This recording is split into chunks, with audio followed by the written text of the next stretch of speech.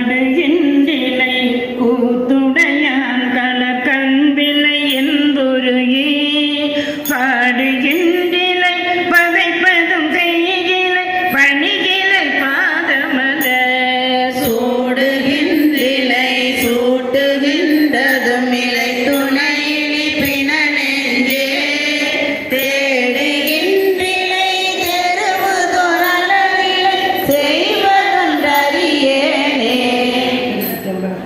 இருகையானையை ஒத்திருந்தென்னுள கருவையான் கண்டிலேன் கண்டதையொம்பமே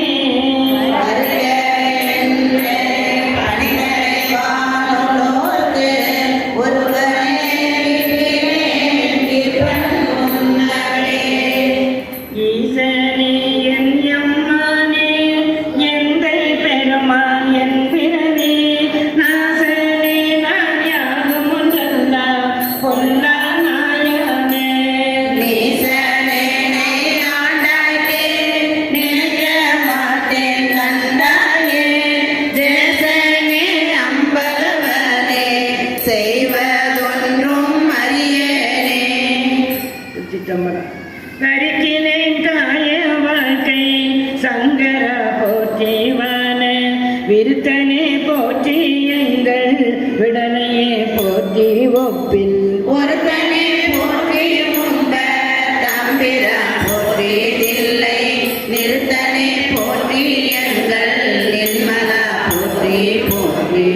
ஆனந்தத்தம் புணப்பதொக்கு எந்த என்னை ஆண்டு போன நோக்கினாய் புணப்பதற்கு எந்த போது நின்னோடு என்னோடு எண்ணிதா புணர்ப்பதாக அன்பிராக அன்பு நின்றழற்கனே புணர்ப்பதாக அங்கனால பூங்கமான போகமே.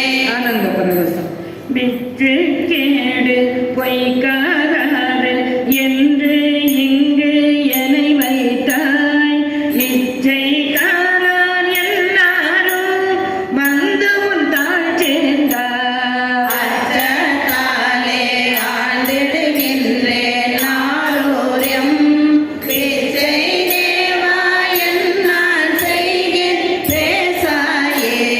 ஆனந்தாதீனம் மாறிலாதமா கருணை வெள்ளமே வந்து முந்தினின் மலக்குள் தாழினை மேரிலாபத பரிசு பெற்றனில் மெய்மையன்பரும் மெய்மை மேவினார் ஏறினாக நீ எளியாகி வந்து ஒரிசை மானுடம் ஆக நோக்கியும் கீரிலாத நெஞ்சே உடையனாயினே கடையனாயினே பட்ட கீழ்மையே. சிற்றம்பலம். அதில் திருச்சதகத்தில் 53வது பாட்டு பார்த்தீங்கன்னா தெளிவாக சொல்லியிருப்பார். போரேரே நின் பொன்னகர்வாய் நீ போந்தருளி இருள் நீக்கி வாரேறு இளமென் முளையாளோடு உடன் வந்தருள அருள் பெற்ற சீரேர் அடியார் நின்பாதம் சேரக் கண்டு கண்கெட்ட ஊரேராய் இங்கு உழல்வேனோ கொடியேன் உயிர்தான் புலவாதே என்கின்றார். 55வது பாடு பாருங்க, அதிலேயும் சொல்லியிருப்பார். மானேர் நோக்கி உமையாள் பங்கா வந்திங்கு ஆட்கொண்ட தேனே அமுதே கரும்பின் தெளிவே சிவனே தென்தில்லை கோனே உந்தன் திருக்குறிப்பு கூடுவார் நின் கடல் கூட. வளரக்கூடியவர்கள் என்ன திருக்குறிப்பு நீ வந்து சேர்க என்ற அந்த திருக்குறிப்பு கூட அவர்கள் வந்து சேர்ந்தார்கள். கூட ஊனார் புழுக்கூடி இது காத்து இங்கு இருப்பதானேன் உடையானே என்று குறிப்பிடுகின்றார். ஆகவே அடியார்களோடு இருந்தது, அடியார்களை மட்டும் அழைத்து சென்றது என்கிற முறையில நாம் இதை தெளிவாக அவர் இருந்து புலம்புவதிலிருந்து நாம் தெரிந்து கொள்கிறோம். இப்பொழுது நாம் நிகழ்வை இப்பொழுது அது கோர்வையாக பார்ப்போம்.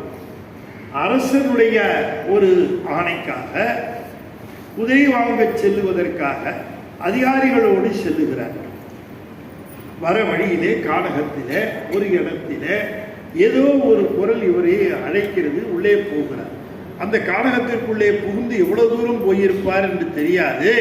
போன பாதையிலே சற்று தூரத்திலே குருந்த மரங்கள் நிறைந்த இடத்திலே ஒரு குருந்த மரத்திலே திறந்த வெளியிலே பெருமான் அமர்ந்திருக்கிற அந்த திருக்கோலத்தை காணுகிறார்.